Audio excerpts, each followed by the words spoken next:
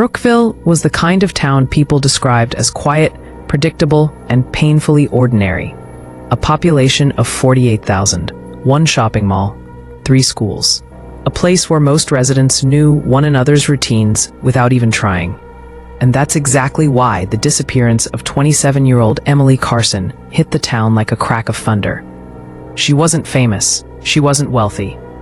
She didn't lead a dangerous life.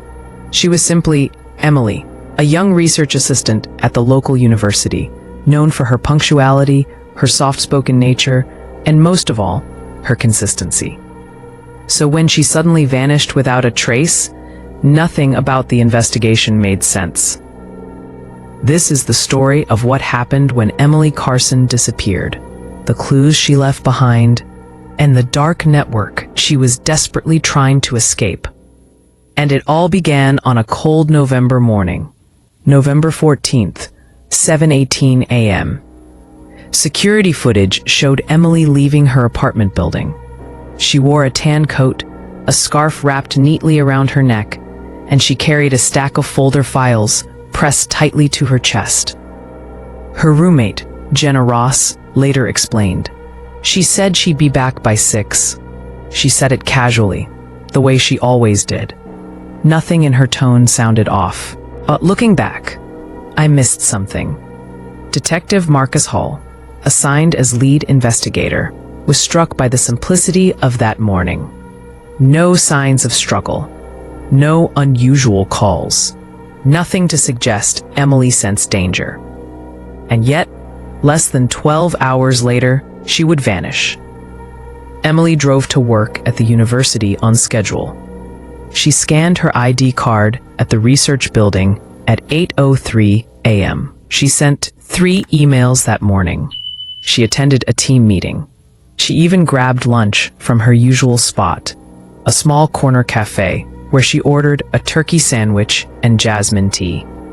Everything about her day was ordinary, until the evening. At 5:56 p.m., Emily's phone pinged. She received a message from an unknown number. 5 minutes later, she quickly packed her bag and left the building. Security footage captured her speed walking toward the parking lot, checking over her shoulder twice. She wasn't running, but she was clearly afraid. Detective Hall later explained, something or someone spooked her. She left earlier than usual, skipped her bus, and changed her route home. This wasn't impulsive. It was a reaction. What did the message say? Investigators couldn't retrieve the full content. The phone was never found, but they managed to recover a preview from the building's Wi-Fi logs. We saw you. Too late now. That was the last recorded activity from Emily's phone. From that moment on, Emily Carson was never seen again.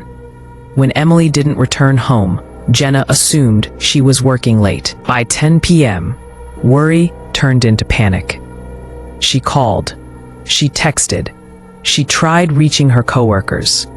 And when no one had heard from her, Jenna dialed 911. Detectives searched Emily's apartment early the next morning. Everything was exactly as she left it. Bed made, laptop on her desk, coffee mug still sitting in the sink. But one detail brought the entire investigation into focus. A single sticky note, partially crumpled, on top of her laptop. It read, "Follow the shadows." Detective Hall found the message cryptic, deliberate, and entirely out of character. Emily didn't leave vague notes. She didn't speak in riddles. Forensic tests showed it was written in her handwriting, likely earlier that same day. But written for who? Investigators accessed Emily's laptop. That's when they discovered something that shifted the entire direction of the case. At 3:07 a.m., hours before Emily left for work, she opened an email from an unknown sender. Subject line, "Don't trust anyone." The email contained only one attachment, a grainy photograph of an alleyway, time-stamped 2:45 a.m. that same night. No text, no explanation, no follow-up. Marcus believed the email wasn't random, it was a warning. But he needed to see the alley himself. At 11:14 p.m. that night, Detective Hall arrived at the location from the photograph. An alley behind Rivington Street, known for its flickering street lamp and overflowing dumpsters. The smell of damp cardboard and old garbage hung heavy in the air. Marcus scanned the ground with a flashlight when something metallic caught his eye. A silver locket, half buried beneath a discarded pizza box. Inside was a tiny folded paper, 14/7/22. A date? A time? A code? Marcus didn't know. But he felt certain of one thing. Emily wanted someone to find this. To better understand Emily's final days, Marcus revisited the apartment building and spoke to neighbors. One resident, Mrs. Patterson, gave a statement that chilled investigators. Reported seeing Emily speaking to a tall man in a dark coat in the hallway 3 days before the disappearance. She recalled his posture, his voice, his intensity, but not his face. Block quote. He stood too close to her. She looked uncomfortable. When I opened my door wider to say hello, he stepped back into the stairwell, quick, like he didn't want me to see him. End of / block quote. When asked if she had seen him before or after, she shook her head. No, and I pray I never do. Story head protest. Her testimony aligned with Jenna's mention of Emily acting strange for days, locking her bedroom door, double-checking window latches, and keeping her phone face down at all times. Something had been building. Marcus spent hours studying Emily's emails, search history, and cloud files.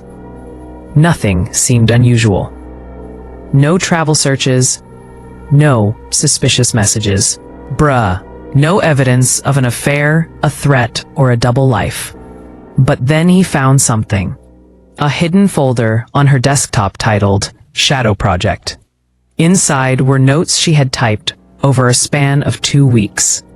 The entries detailed observations about unknown men watching, strange patterns, and something she repeatedly referred to as the project. One entry read, "They're closer now. They know what I found. If I don't leave soon, I won't get the chance. One clue. That's all I can afford." Marcus froze. This wasn't a random disappearance. It wasn't impulsive. Emily knew something, and she was running out of time. For hours, Marcus stared at the numbers found in the locket. 14.0722. He compared them to dates, timestamps, building numbers, bus routes. Nothing made sense.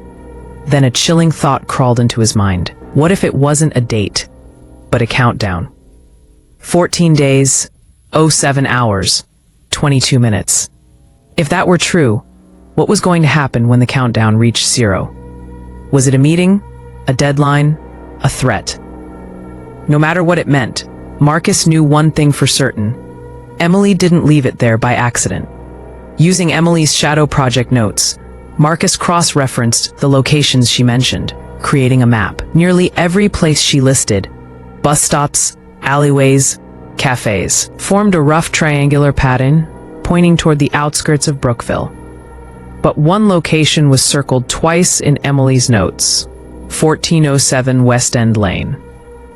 When Marcus entered that address into county records, he discovered something deeply unsettling. The property was abandoned. No electricity, no listed owner, and it hadn't been inspected in 8 years. Yet someone had recently turned the power back on. Someone was using it. Marcus felt the pieces falling together like a puzzle building itself. If Emily left the clue, and if the numbers were indeed a coded reference, then this abandoned property might be the next step, or the last one she ever took. Marcus stood in the dim glow of his office lamp, reviewing the evidence laid out before him. The sticky note. Follow the shadows. The warning email. The alley photograph. The locket. The countdown numbers. Emily's shadow project notes. The unexplained man in the hallway. The abandoned property circled in her files. Everything pointed in one direction. Emily tried to leave a trail. Not to run, but to reveal something. Detective Hall closed his notebook, took a deep breath, and grabbed his keys. It was time to go to 1407 West End Lane. As Marcus stepped into the night toward his car, a cold wind cut across the parking lot.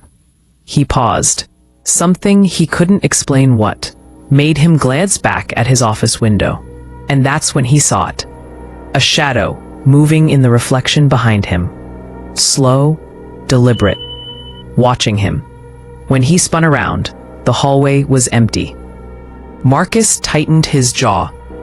Whatever Emily had been running from had just found him.